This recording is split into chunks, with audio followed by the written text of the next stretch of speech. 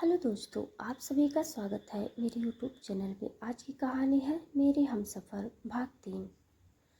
Washroom की light on हो गई और लाइट चालू होते ही इना ने चारों तरफ देखा पर उसे कोई नज़र नहीं आया। उसने खुद से कहा, क्या क्या ये मेरा वहम है? नहीं, ये मेरा वहम कैसे हो सकता है? जो भी हो, मुझे यहाँ से जाना होगा। वो वॉशरूम से निकली और जल्दी से मीशा के कमरे में आई जहाँ उसकी ड्रेस थी। उसने ड्रेस चेंज की और बाहर आई। बाहर आते ही उसे शांति लाल जी दिखे तो तेज कदमों से चलती हुई उनके पास गई और कहा, दादू चलिए यहाँ से। शांति लाल जी ने उसकी घबराहट देखकर कहा, बिटिया इतना घबराए क्यों हो और कहाँ थी तुम इतने समय से? मैं कब से तुम्हें ही ढूंढ रहा था। चलो अब चलते हैं, रात गहरा गई है। बड़ी मालकिन ने कहा है कि उनका ड्राइवर हमें घर तक छोड़ेगा। कितना सोचती है ना वो हमारे बारे में। इनाया का ध्यान उनकी बातों पे नहीं था। उसे तो अलग ही घबराहट हो रही थी। उसी पल जानकी जी वहाँ आई और उन दोनों को देखकर कहा, मैंने ड्राइवर से कहा है वो छोड़ आएगा आप दोनों को। उनकी नजरें इनाया पे टिक गई। वैसे कल हमारे यहाँ होली का खास जश्न आयोजित किया गया है। बहुत से मेहमान आने वाले हैं। शांतिलाल जी तो आएंगे ही, पर इनाय बेटा तुम भी आ जाती तो हमें अच्छा लगता। इनाय कुछ कहती उससे पहले उसकी नज़र घर से बाहर आते हुए आहिर पे गई तो उसकी आंखें फैल गई।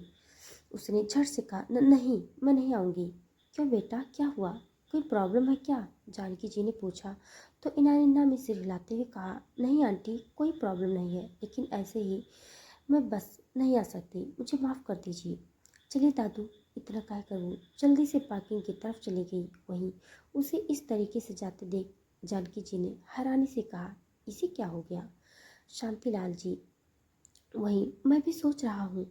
बिटिया बहुत घबराई हुई सी लग रही है। खैर अब मैं चलता हूँ।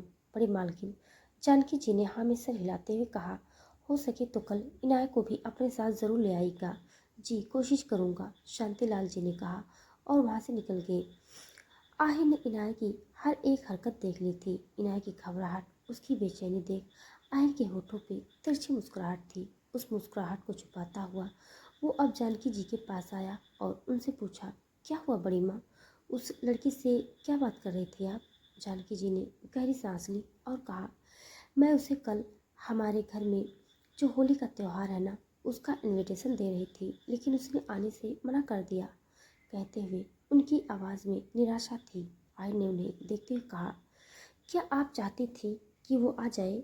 जानकी जी, हाँ मैं तो चाहती हूँ बेटा, लेकिन उसने मना कर दिया तो क्या कर सकते हैं। आय के होठों पे फिर टली मुस्कुराहट फैल गई। उसने सामने देखते हुए अपने मन में कहा, वो ज़रूर आएगी, आप फिक्र मत कीजिए बड़ी माँ। उसे यहाँ कैसे लाना है मैं ये देख लूँगा, चाहे अपनी मर्जी से आए या फिर ज़बरदस्ती से, लेकिन उसे आना तो पड़ेगा। वेल, अपनी मर्जी से आए तो ठीक, वरना ज़बरदस्ती करने में मुझे कोई ऐतराज़ नहीं है। कहते हुए उसकी घबराहट और गहरी हो गई और अब वो भी वहाँ से चला गया। इधर इनाया पार्किंग के पास खड़ी थी। तभी शांतिलाल जी उसके पास आए और कहा, बेटा तुम ऐसे यहाँ क्यों चली आई? बड़ी मालकिन ने तुम्हें होली के लिए बुलाया है। इतने मन से उन्होंने बुलाया था, तुम्हें मना नहीं करना चाहिए था। तुम्हारे ना कहते ही उनका चेहरा ही उतर गया। शांतिलाल जी की बात सुनकर इना ने गहरी सांस ली और कहा, दादू आप मुझे अच्छे से जानते हैं ना, मुझे खुद नहीं पसंद किसी को ऐसे ना बोलना, किसी का दिल तोड़ना। लेकिन मैं क्या करूं, मेरी मजबूरी थी, मैं नहीं आ सकती। और प्लीज़ अब ये बात यही ख़त्म कीजिए। घर जाकर माँ बाबा को मत बताना, वरना वो लोग मुझे यहाँ आने के लिए फोर्स करेंगे और मैं उनको मना नहीं कर पाऊँगी। इसलिए प्लीज़ उन्हें कुछ मत बताना। शांतिलाल जी ने गहरी सांस ली और कहा, ठीक है बेटा, जैसी तुम्हारी मर्जी। वो दोनों अब कार में बैठे। उनके बैठते ही कार स्टार्ट हो गई। इनायत कार में ज़रूर बैठी थी, लेकिन उसके जहन में ख्याल आहिर के ही चल रहे थे। उसके साथ किया डांस, उसकी करीबी, उसकी वो सांसें और उसकी वो इंटेंस नज़रें इनाय के दिमाग से जा ही नहीं रही थी। उसकी नज़रों को याद करते हुए इनाय की धड़कनें बढ़ गई थी। साथ ही उसके साथ जो वॉशरूम में हादसा हुआ वो भी उसके दिमाग से जा ही नहीं रहा था। ये सारी चीज़ें लगातार इनाय को परेशान कर रही थी। उसने खुद से कहा, पता नहीं क्या क्या हो गया उस घर में मेरे साथ। पहले तो वो आहिर शेखावत और उसके बाद वो वॉशरूम में हुआ हादसा, सारी चीज़ें कितनी अजीब थी। खैर, अब मैं वहाँ दोबारा कभी नहीं जाऊँगी, कहते हुए उसने लंबी सांस अपने अंदर खींच ली। वो खुद को समझाने की लाख कोशिश कर रही थी, लेकिन उसके दिमाग से वो चीज़ें जा ही नहीं रही थी जो उसके साथ हुई थी। इनाया ने विंडो से बाहर देखा तो वो भूलने की कोशिश कर रही थी, पर एक बार फिर वही सब उसके दिमाग में चलने लगा। उसने खुद से कहा, ऐसा क्यों लग रहा है जैसे वो सब मेरे साथ पहले भी हो चुका है। क्या मैंने वो सब पहले भी कभी महसूस किया है। उसने कहा ही था कि तभी उसके सिर में एक तेज दर्द की लहर उठ गई। आह कराहते हुए उसने अपना सिर पकड़ लिया और अब खुद को शांत करने की कोशिश करने लगी। खैर, 15 मिनट के बाद कार उसके घर के बाहर रुकी तो इनाया कार से उतरी और अपने घर में चली गई। उसकी माँ सरिता जी हॉल में बैठी उसका इंतजार कर रही थी। उसे देखते ही सरिता उसके पास आई और प्यार से कहा, आ गई बेटा, सब कैसा रहा। उन लोगों को तुम्हारा डेकोरेशन पसंद आया ना। इनाया ने मुरझाई सी आवाज़ में कहा, हाँ माँ, पसंद आया और सब अच्छा था। अब मैं अपने कमरे में चलती हूँ, मुझे आराम करना है, बहुत थक गई हूँ। इतना कहकर वो चली गई। इनाया कमरे में आई और फ्रेश होकर बेड पर बैठ गई। तभी सरिता उसके कमरे में आई। उनके हाथ में गर्म दूध का गिलास था। इनाया ने यह देखकर कहा, माँ, इसकी क्या ज़रूरत थी। सरिता, ज़रूरत कैसे नहीं है, इतनी थकी हुई लग रही हो। ये हल्दी वाला दूध है, पी लो, नींद अच्छी आएगी। इनाया ने अब बिना किसी आनाकानी की वो दूध पी लिया और आंखें बंद करके लेट गई। सरिता जी ने उसके ऊपर ब्लैंकेट डाला और प्यार से उसके माथे पे किस करके वहाँ से चली गई। अगली सुबह आज होली थी और सुबह से जयपुर की सारी गलियों में रेल चल थी। हर कोई अपनी ही धुन में होली मना रहा था। आज दुकान बंद थी, इसलिए इनाया आज थोड़ी देर में उठी थी। फ्रेश होने के बाद उसने खुद से कहा, पता नहीं क्यों इतनी बेचैनी हो रही है। खैर, बाहर जाके नाश्ता करती हूँ, शायद भूख लगी है इसलिए ऐसा हो रहा है।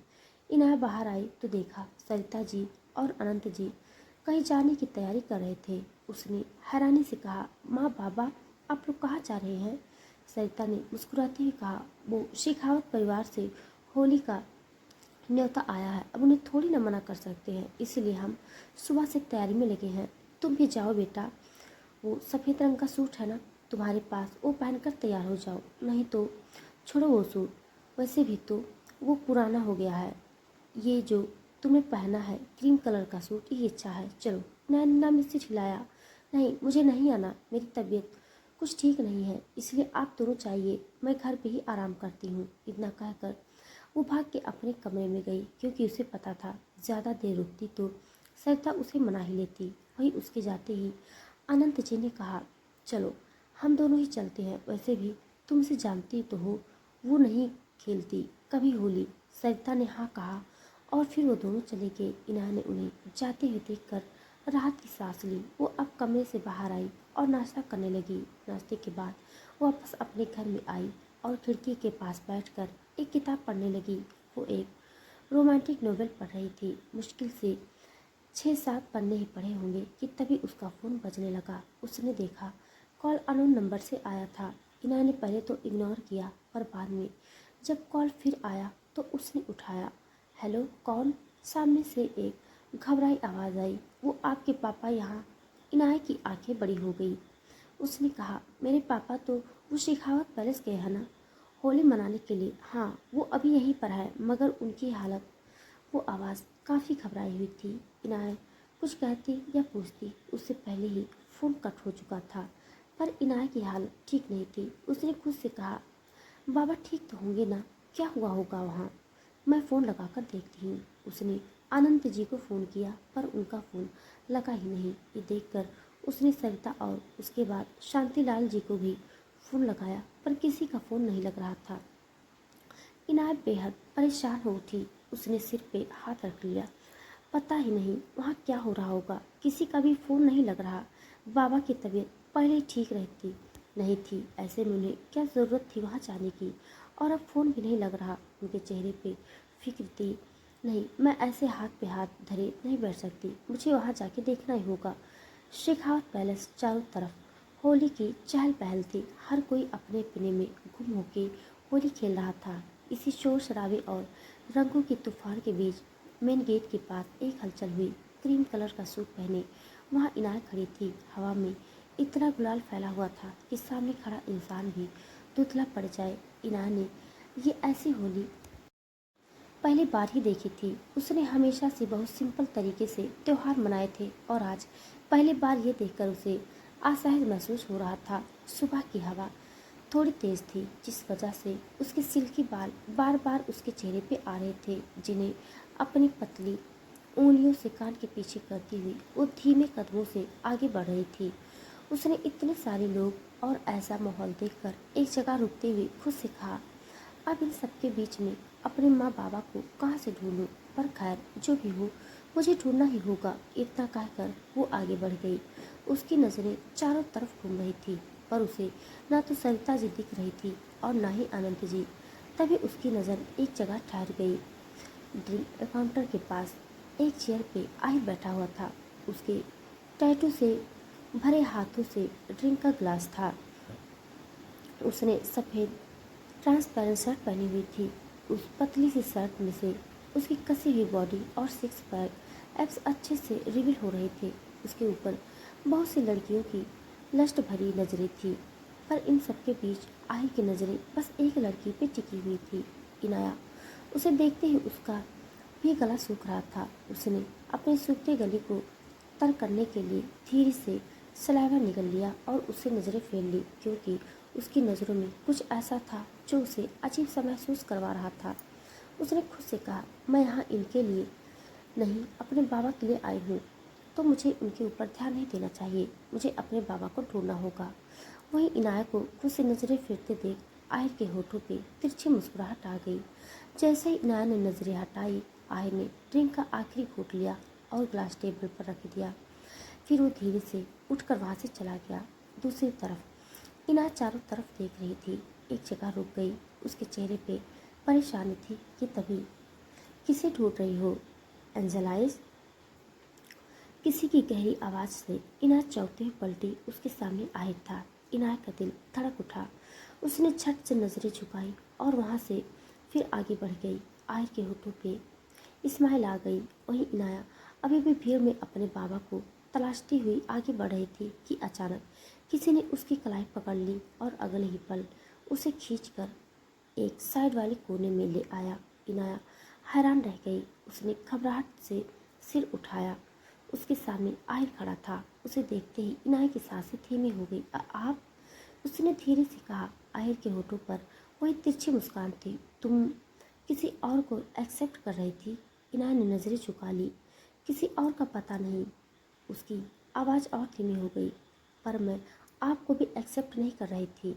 आहिर हल्का सा झुका और उसकी आंखों में देखते हुए बोला, that's your flood angel eyes, because whether you accept me और not, you will always end up funding me. Inaya ने हैरानी से उसकी तरफ देखा। आय ने सिर थोड़ा टेढ़ा किया और उसे गौर से देखते हुए पूछा, वैसे परेशान लग रही हो, क्या हुआ? किसी को ढूंढ रही हो? इनाया एक पल के लिए चुप रह गई। उसे समझ नहीं आया कि उसे बताए या नहीं, लेकिन उसके चेहरे को देखकर ही आय अंदाज़ा लगा सकता था कि उसके मन में क्या चल रहा है। अब वो हल्का सा मुस्कुराया और कहा, बता दो, क्या पता मैं कुछ हेल्प कर पाऊँ तुम्हारी। वो मैं अपने बाबा को ढूंढ रही थी। वो यहीं आए हैं और इतने लोगों के बीच मुझे वो मिल नहीं रहे, इनाया ने धीमे से कहा। ये सुनते ही आहिर के होठों पर मुस्कान और गहरी हो गई। उसने धीरे से अपना हाथ बढ़ाया और इनाया के गाल पर रख दिया। उसकी उंगलियां बहुत हल्के से उसके चेहरे पे फिसलने लगी। उन्हें ढूंढने की कोई खास वजह? आहिर उसकी आंखों में देखते हुए उसके चेहरे पर उंगलियां फेर रहा था और न जाने क्यों उसे बार बार ऐसा लग रहा था जैसे ये पहली मुलाकात नहीं है। वो उससे पहले भी कभी मिल चुका है, पहले भी कभी वो इस कदर करीब आ चुके हैं या शायद इससे भी ज़्यादा, जबकि कल पहली बार उसने इनाया को देखा था, फिर भी ये जाना पहचाना एहसास क्यों हो रहा था।